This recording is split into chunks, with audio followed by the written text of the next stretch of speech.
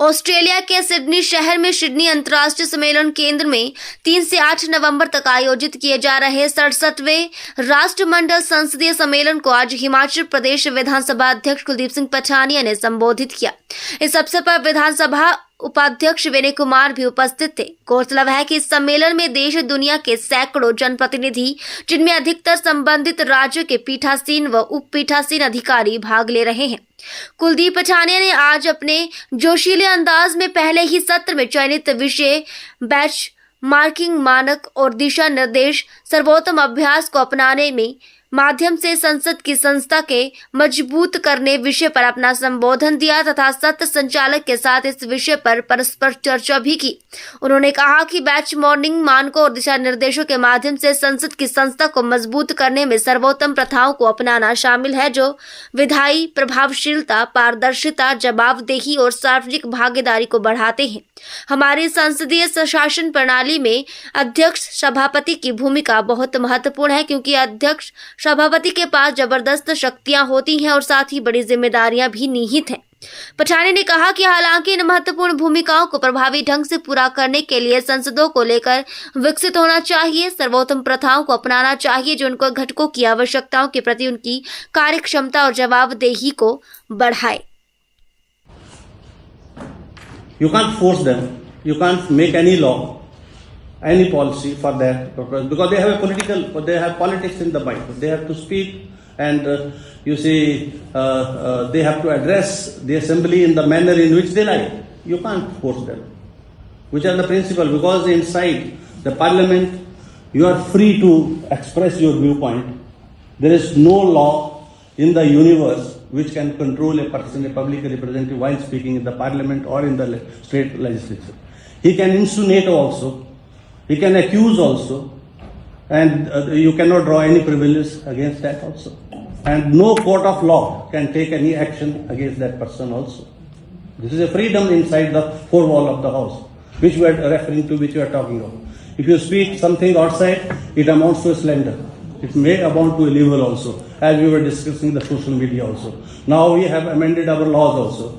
Now this electronics evidence is also a part of the, this is a part of the primary evidence also.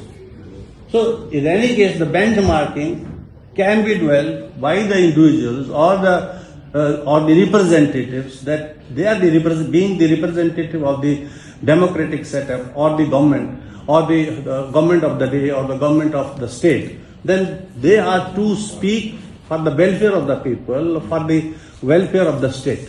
So how we can form such benchmarking? This is what I want to know. If I may just briefly, in our parliament, we have a privileges committee, we have standing orders, and it's not imposed, the code of conduct or the benchmarking is not imposed on members of parliament, but there is a consultation process through the committees. And of course, if you breach the standing orders, for example, we've had very recent, maybe a year or two ago, we had members of the opposition unplugging the microphone system. They ran with mace of our parliament, and they were suspended through the privileges committee. So we do have effective measures in parliament to be used. But I understand what you're saying. How do we implement the benchmarking without imposition? But I think it definitely comes through the various committees that you have, a sit down, a discussion, a consultation, because you're all representing the people. So and then again, all of the codes of conduct, whether it be from the IPU or the CPA, I feel the bedrock is always the democratic principles. So I don't see that it is very difficult to adopt the codes of conduct. And in our parliament, our standing orders do usually,